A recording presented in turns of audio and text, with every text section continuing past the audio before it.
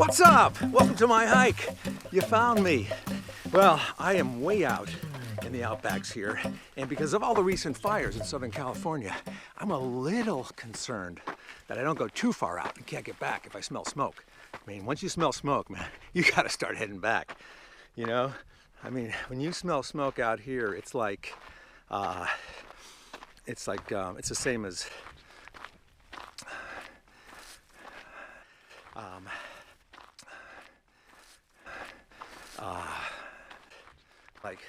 that's like if you're, you know, I can't think of an analogy for that, but it's not good. But this hike is gonna be good. You're gonna be glad you came along. So take your protein pills, pull up your Spanx, strap that helmet on, and why don't we go take a hike? I feel so lucky and excited to be hiking with my guest today. She is such a busy actress. I mean, come on. Let me just throw out a few of the titles there. Okay, Veronica Mars, Forgetting Sarah Marshall, Spring Break Forever, Bad Moms, and she is also a mother in real life, but she's a good mom. Yep. Also, you know her as Princess Anna of Arendelle in the Frozen movie and Frozen 2, where she lends her beautiful singing voice. Yep, and she can currently be seen on the NBC hit The Good Place. And I have to ask myself, do I want to take a hike today, or do I want to build a snowman? I think today we'll take a hike with a very open and vulnerable Kristen Bell. This is a character from the Pets movie. I gotta say, I don't mind humiliating my dog. I don't mind it one bit. How gross are porta-potties? You know what I find the grossest is this sort of disconnect between going in and seeing, because the toilet hole is always this big, and you just see everybody's evacuation right there, right? Everything that comes out is right there in front of you, and there's no smell. And I wonder, what in God's name is the treatment where I can't smell this steamy dump? I wonder if the porta-potties are delivered with the poop in them already. Let's say you've got to go really badly in the car. Yeah. Would it be permissible to go like in an empty Slurpee cup? Oh, always. Really? Yeah, we take a lot of road trips, and that happens quite often. It's substantially harder for me than it is for my husband. I think people are really intrigued with you and Dax's relationship. Sure, I am too. What is it, you know? What is it? How does it work? Why is it? Why is it? And you seem to be a really good couple. Do you worry about him riding a motorcycle? No, and I'll tell you why. Because, well, first of all, I think if you go in trying to change someone, you're gonna lose. Yeah. You might as well not even start the relationship. But I don't wanna let my fear overcome me. And my fears are that he would get in an accident, obviously, but I try to assess it with logic and practical facts. Yeah. The facts are he's been riding since he's been 3 years old. The facts are he's actually a better driver in a car or a motorcycle going 80 on a racetrack or 100 on a racetrack than I am going 30 down a side street. That is a fact. Our insurance companies would tell you as much. I can witness and acknowledge and be happy for there's something that happens when he gets on a motorized vehicle. He fuses with the vehicle, and I know it because my daughter has it too. She started riding a motorcycle when she was 3 and a half. No, a real motorcycle? Yeah, he got her a mini motorcycle, and I see the same thing with her. I can recognize that he loves this thing so much.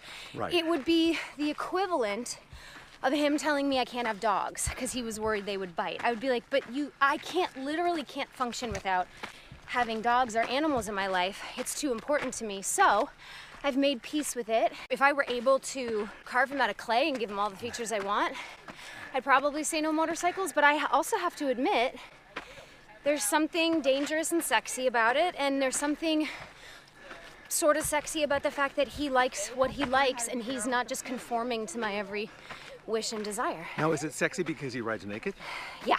Ah, Yeah, okay. yeah. And do you ever ride with him on the bike? I do. Wow. I only on the back. You know, I got my motorcycle. Not on the handlebars? No, not on the handlebars. I got my motorcycle license to impress him the first year we were dating. What? I drove down to San Pedro. Good thing he wasn't a skydiver. Oh my God, tell me about it. But I will tell you this, he taught our daughter to ride. He said to me, I want you to know why I'm doing this. Because when she's 16 and she's got a boyfriend who rides a motorcycle, there is not a girl who rides well in the world that would get on the back of a of a boyfriend's motorcycle. If she rides, she's gonna wanna either ride her own or he's gonna be on the back. And he goes, and I want to know that she has the training from me and the wherewithal to do it. I don't want her on the back of some 16-year-old bozo who doesn't know how to drive. So he was like, I will give her the skill set she needs to be cautious and prepared. And that way we know she's in charge and she's not at the whim of some 16-year-old who just got his license.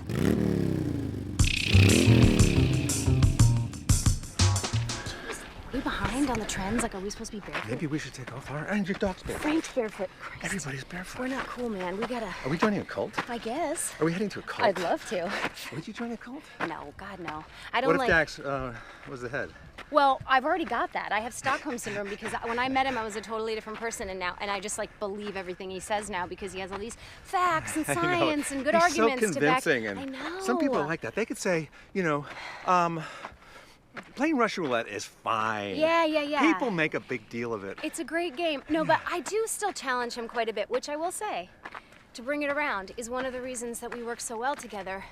We don't bore each other at all because I very much respect his opinions. He's drastically smarter intellectually than me, and I am drastically smarter emotionally than he is. Like as far as like reading people and or deciphering what may be the best plan of action when a fight should break out or someone is feeling sad, I feel like I've kind of got the upper hand. I know I can sense people. Yeah, because you've been to tons of therapy. Tons! The first thing my therapist out here in LA ever said to me, I sat down, I started talking, and I talk a lot. No. 20 minutes. You've hardly said a word since we started this trip. I'm talking, and he goes, I'm gonna stop you for 1 second.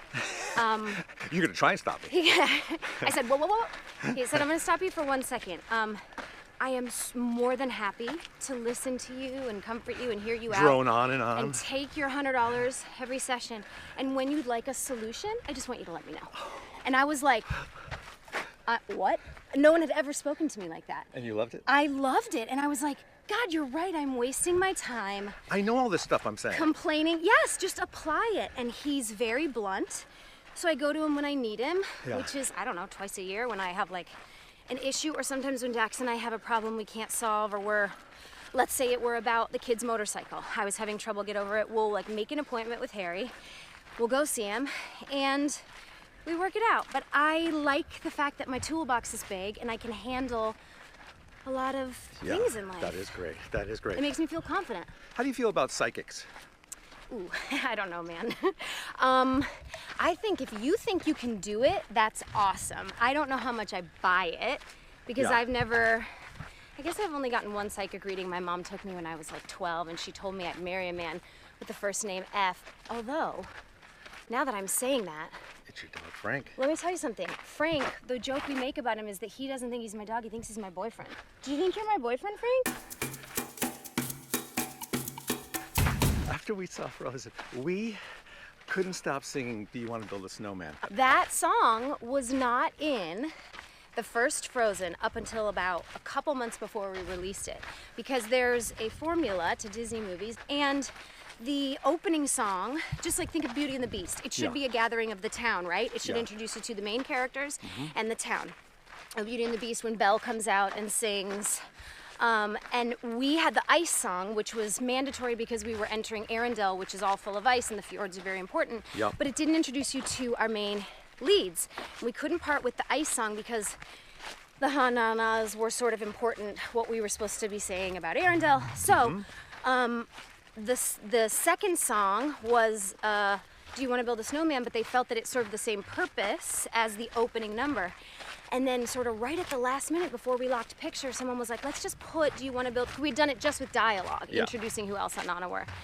We said, let's just put it back in. And then cut two, it's Beyond Let It Go, the most notable song in the film. Yeah, I think so. I wonder how many other films are like that we don't know at the last minute. Something changed? Yes, something changed. I think a lot, because when you're sequencing emotional images, you can be convinced of anything once you've been in editing for a year. You're like, maybe none of this works. Frozen was very fun. I will tell you that. Frozen was great, and Frozen 2 is coming out November 22nd. Yes, and it has matured with its audience, I will tell you that. Yeah. It's heavier and more dramatic than the first one. And yeah, it's about some bigger issues. And we took so long because we didn't want to just make like episode 2 of Frozen. Yeah. Elsa loses her shoes. Frozener, right. Yeah. We really wanted to like say something, you know, and I think we did. I'm really, Oh, I can't wait to see it. proud of it. I can't wait to see it. And Dina, man, she just sings like an angel in it. It's crazy. I was watching your video from Africa. It went viral. You and Dax doing the Toto song. We're so stupid. How crazy cool is Africa? Oh, Safaris. I've been to Africa 5 times. I love it. It's one of my favorite places on the planet. It gives you a whole new life respect. And also, I love being taken out of my bubble. I love feeling like I'm not the most important person in the world. And like, I'm just, for me, it's good to feel insignificant. It's a nice balance. Yeah. So I loved being there, but we got out and shot part of that music video, which came about because I was like, no one ever looks at vacation pictures. Let's make a music video instead. Yeah. We did it, but we got a ticket on the Serengeti. And you know what the ticket says? You can't, what? We got a $50 ticket for dancing on the Serengeti. Oh, that's right. Isn't that awesome? That's everybody knows that you can't dance there. I mean, I know you cannot. They give them to animals too. Like the elephants are doing like the 2-step. They're making a bank. No, They're making a bank over there, but they got to pay the bills. They do. You know. On from there. What's the best advice you would give to somebody? I would probably quote Eleanor Roosevelt, and I would write down, "No one can make you feel inferior without your consent. Think about it." And you're very confident. I'm pretty confident. You've always yeah. been confident? Yeah, probably. But I certainly have overwhelming waves of insecurity. But that's when I remind myself, oh, I'm consenting to that. Yeah. I'm a participant in this. If someone, because we say to our kids all the time, oh, this is another thing I'd write. Are you going to be the hero or the victim? Watch out for that dog poop. Are you going to be the hero or the victim? We say that to our kids when they're like, I didn't get the same amount of cereal as she did. And I was like, you're going to be the hero or the victim? The hero doesn't complain. The hero fixes their problems. Yeah. The victim complains and is always sad. By the way, you do a great kid's voice. Hey, thanks. And do you remember the first time, not the first time, but I ran into you once at some kind of a premiere or some kind of event. Is it when you threw me on a giant cushion? Yes. No, it was one of those like things with all the balls in it. Oh, yeah, that the our pit. kids have been in a million times. And I looked at you because I was like, he's going to give me the best ups. And I was like, will you? Yeah. And you just let her rip, and I I mean, loved I it. had no idea. Like, you could have had a bad back or something. Nah. You know? Who cares? That's right. Who cares? Who cares about it? What do most people recognize you from? I would say that up until about a year or 2 ago, it was Veronica Mars for like 10 years because, and then now it's The Good Place. Yeah. But people still good sometimes show. mention Sarah Marshall. Sarah Marshall. Yeah.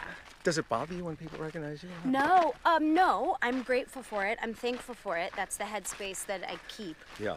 But I will say having kids has changed my perspective quite a bit because I do not like it when people don't realize they're taking my focus away from my children. Right. When I actually need to be watching my children now. Right. So my quick answer is some people when they say like, are you Kristen Bell? And I this is what Dax told me. He's like, just go, but right now I'm just mom. Oh, And it's that's a sort good of- one. Is that what he says? That's what he says. He doesn't Just say mom? Yeah, and right now I'm just mom. How are you with anxiety? Oh, terrible. All the time. 100% all the time. Yeah. All the time. And how do you kind of squash it?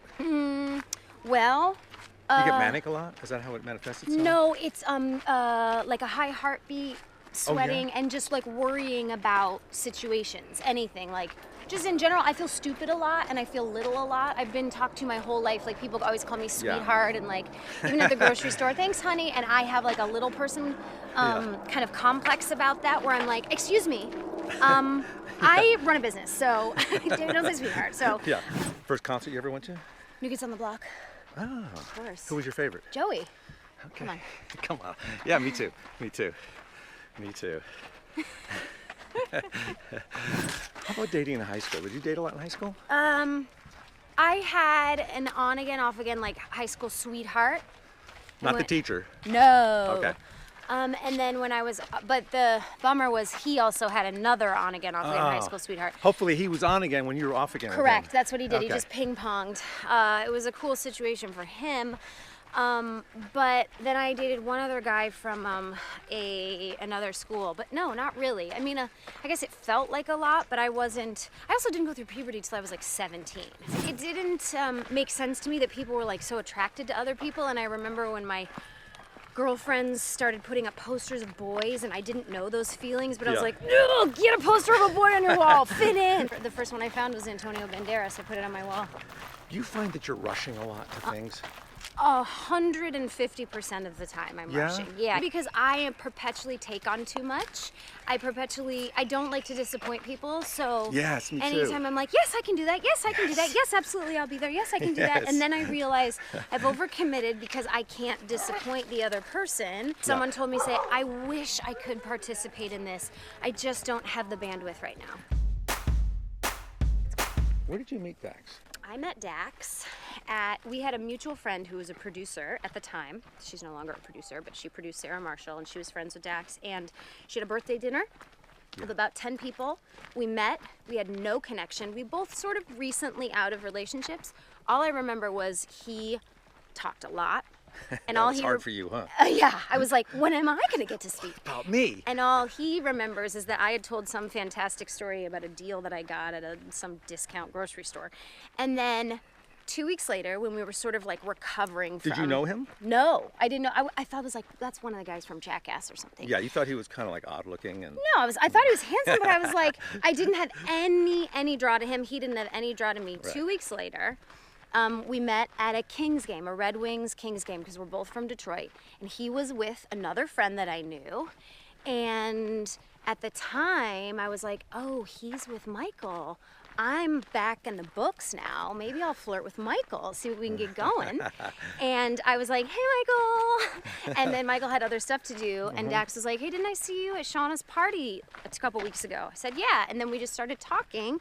And literally it was game over because he's so damn engaging. And I remember knowing specifically because I was chewing gum and he said, do you have any more gum? And I said, no, just this piece. And he put it in his mouth. And he put it in his mouth. And I was like... What if he put it between his butt cheeks? I would still know that he wanted to get frisky. And started chewing it with his butt cheeks. Anytime you touch someone's gum, you're signaling that friskiness is on the table.